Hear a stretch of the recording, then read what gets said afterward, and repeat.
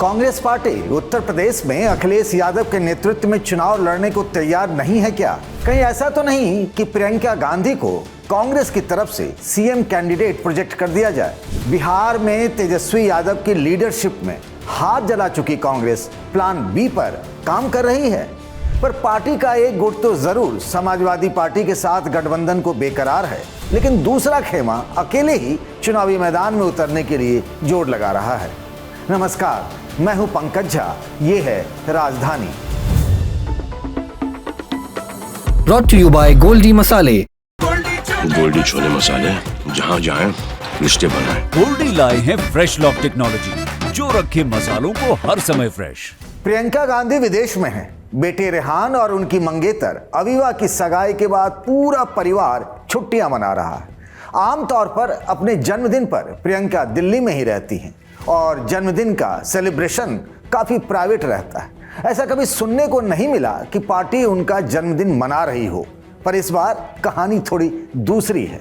पूरे उत्तर प्रदेश में आज प्रियंका का जन्मदिन मनाया गया। कांग्रेस के सांसद, विधायक और दूसरे सीनियर नेताओं की इस मौके पर ड्यूटी लगी। कहने का मतलब यह है कि प्रियंका के बर्थडे के नाम पर कांग्रेस ने आज शक्ति प्रदर्शन किया। प्रियंका को इस नए कलेवर में फिर एक बार यूपी लाने की तैयारी है क्या, जो प्रशांत किशोर 2017 में चाहते थे? कांग्रेस अब ऐसा कुछ मन बनाने लगी है क्या? जब कांग्रेस ने 17 के विधानसभा चुनाव में पीके की आईपैक को इलेक्शन स्ट्रेटजी के लिए हायर किया था, तो पीके ने सुझाव दिया था कि एक बड़े और चर्चित चेहरे के इर्द गिर्द इलेक्शन कैंपेन बनाया जाए। इसके लिए उन्होंने प्रियंका को सीएम कैंडिडेट बनाने का प्रस्ताव दिया था, लेकिन सोनिया और राहुल ने वीटो लगा दिया। आखिरकार कांग्रेस को समाजवादी पार्टी के गठबंधन में ही चुनाव लड़ना पड़ा। इस बार भी कुछ उसी तरह के हालात हैं। समाजवादी पार्टी और कांग्रेस का गठबंधन है, दोनों मिलकर लोकसभा का चुनाव लड़े। रिजल्ट अच्छा रहा। अखिलेश यादव बार बार कह रहे हैं कि गठबंधन था, है और रहेगा, लेकिन कांग्रेस खुलकर ये बात नहीं दोहरा रही है। तो क्या कांग्रेस के मन में एक साथ दो प्लान चल रहे हैं? अपनी शर्तों पर गठबंधन हुआ तो ठीक, नहीं तो टाटा बाय बाय। मतलब दोनों के रास्ते अलग अलग। इसका हल्का सा इशारा पूर्व केंद्रीय मंत्री और वरिष्ठ कांग्रेस नेता सलमान खुर्शीद की आज की प्रेस कॉन्फ्रेंस से भी मिला। सीएम फेस तो हम कभी नहीं घोषणा करते हैं। हमने हमेशा ये माना है कि आप मजबूती से चुनाव लड़ो। चुनाव जीतने के बाद जब मौका आए तो सारी पार्टी एक साथ बैठकर अपने नेताओं से जाकर आग्रह करती है कि आप फलां को यहाँ का नेता बना दीजिए।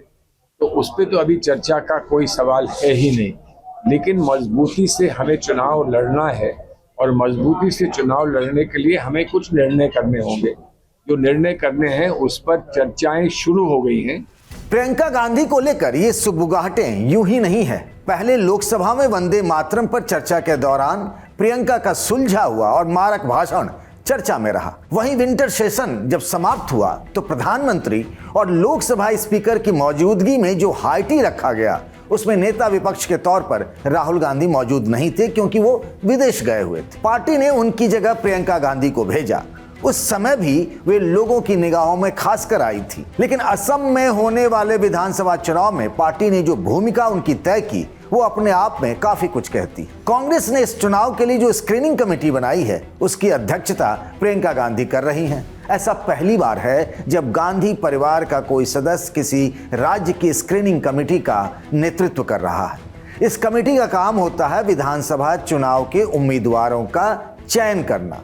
बात इतनी ही नहीं है, प्रियंका गांधी के अलावा इस स्क्रीनिंग कमेटी के साथ दो और लोग जुड़े रहे हैं, पर चर्चा तो तीसरे की है। इमरान मसूद भी इस कमेटी के सदस्य हैं, जो कुछ दिन पहले प्रियंका गांधी को प्रधानमंत्री बनाने की पैरोकारी कर चुके। आज भी वे प्रियंका के नेतृत्व की बात इशारों में ही करते दिखे। कत्लेआम हो रहा हो, हिंदुओं के साथ अत्याचार हो रहा हो, आपकी सरकार खामोश बैठी है। ये सवाल हर कांग्रेस के दिल के अंदर धधक रहा है कि आज इंदिरा जी होती, काश आज इंदिरा जी के हाथ में कमान होती तो बांग्लादेश को ऐसा ही मुंह तोड़ जवाब देते जैसा पाकिस्तान को देकर के बांग्लादेश को बनाने का काम इंदिरा जी ने किया था। तो ये जो हमारा 100 दिन का कार्यक्रम है, इस 100 दिन के कार्यक्रम में हम लोग आज अपनी नेता के जन्म दिवस के ऊपर संकल्प लेते हैं, उनकी दीर्घायु की कामना करते हैं कि वो हमारे मार्गदर्शन के लिए उन्हें ईश्वर लंबी उम्र दे। अब इमरान मसूद प्रियंका गांधी के चहेते हो चले हैं, लेकिन मुश्किल से 4 बरस पहले यही इमरान कांग्रेस को बाय बाय कहकर समाजवादी पार्टी में जा रहे थे। प्रियंका दिल्ली एयरपोर्ट पहुंची, उन्हें लखनऊ के लिए फ्लाइट पकड़नी थी, पर एयरपोर्ट पर ही उनकी मुलाकात अखिलेश यादव से हो गई। दोनों ने एक दूसरे को हाय हेलो किया।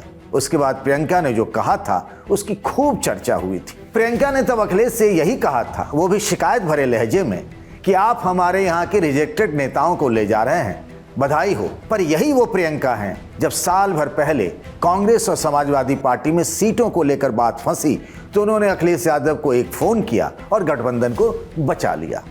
यानी प्रियंका आग बुझा भी सकती हैं और जरूरत पड़ने पर इसका उलट करने से भी पीछे नहीं हटेंगी। आज प्रियंका के जन्मदिन पर यूपी के 18 जगहों पर पार्टी के बड़े नेताओं ने प्रेस कॉन्फ्रेंस किया। परिवर्तन प्रतिज्ञा कार्यक्रम की शुरुआत की, जो अगले 1 साल तक चलेगा। इसके जरिए पार्टी बूथ लेवल तक खुद की पहुंच बढ़ाना चाहती है। अगले साल 12 जनवरी को अभियान के पूरा होने पर लखनऊ में एक बड़ी रैली होगी, जिसमें राहुल और प्रियंका दोनों ही मंच पर होंगे। मंच पर होना और अगले चुनाव में पार्टी को लीड करना, दोनों में जमीन आसमान का फर्क है। कांग्रेस का एक गुट भले चाहता हो कि वे खुलकर यूपी में पार्टी का नेतृत्व करें, बात हम प्रियंका गांधी की कर रहे हैं, लेकिन क्या प्रियंका वो ये रिस्क लेंगी? रिस्क ऐसा जहां न सिर्फ आपको अपने सबसे अहम साझेदार के साथ के गठबंधन की तिलांजलि देनी होगी, दूसरा योगी आदित्यनाथ जैसे फायर ब्रांड नेता के सामने अपनी दावेदारी पेश करनी होगी। एक बात और, पिछले विधानसभा चुनाव में प्रियंका गांधी के सारे दांव फेल रहे थे। भले ही उन्होंने पार्टी का नेतृत्व न किया हो, लेकिन रणनीति से लेकर टिकट बांटने का काम उन्हीं की देखरेख में हुआ था। उसी चुनाव में प्रियंका ने लड़की हूं, लड़ सकती हूं वाला नारा दिया था। उन्हें लगा था कि आधी आबादी यानी महिला वोटरों के दम पर कांग्रेस को यूपी में संजीवनी मिल सकती है, पर पार्टी तो 2 विधायकों पर आकर सिमट गई। लोकसभा चुनाव से जो एक माहौल बना है, प्रियंका क्या उसे विधानसभा चुनाव तक बरकरार रख पाएंगी या फिर आखिर में सारी रामकथा धरी रह जाएगी और कांग्रेस समाजवादी पार्टी 7 चुनाव लड़ती नजर आएगी? बताइएगा आपको जो भी लगता हो कमेंट बॉक्स में। बात जब यूपी की ही हो रही है तो बता दें कि योगी सरकार के कैबिनेट मंत्री की बड़ी चर्चा है। पिछली बार चुनाव से महीने भर पहले समाजवादी पार्टी छोड़कर बीजेपी में उनकी एंट्री हुई, चुनाव जीते और मंत्री भी बना दिए गए। नाम है राकेश सचान। मंत्री का प्रोटोकॉल तो यही कहता है कि आईएएस अफसर उनसे आकर मिले, लेकिन जनाब प्रोटोकॉल तोड़कर आईएएस और आईपीएस अफसरों को हैप्पी न्यू ईयर कह रहे हैं, साथ में फूलों का गुलदस्ता भी भेंट करते हैं। अब तो उन्होंने रिटायर्ड अफसरों के घर भी जाना शुरू कर दिया है। इस कड़ी में वे एक ऐसे अवकाश प्राप्त अधिकारी से मिल लिए जिनके बारे में कहा जाता है कि उन्होंने पिछले विधानसभा चुनाव में समाजवादी पार्टी का मैनिफेस्टो बनाया था। मंत्री राकेश सचान के बारे में कहा जा रहा है कि वे अपना पीआर मजबूत करने में जुटे हैं, पर सवाल है कि किसके लिए? खैर, जो भी हो, उनकी तस्वीरों का एल्बम सीएम तक भी पहुंच चुका है। आगे यहां से क्या होने जा रहा है, आपको भी कुछ समझ आता हो तो बताइएगा। राजधानी में आज के लिए बस इतना ही। इस वीडियो को बनाया हमारे साथी शुभम ने। बाकी खबरों के लिए बने रहिए द ललन टॉप के साथ।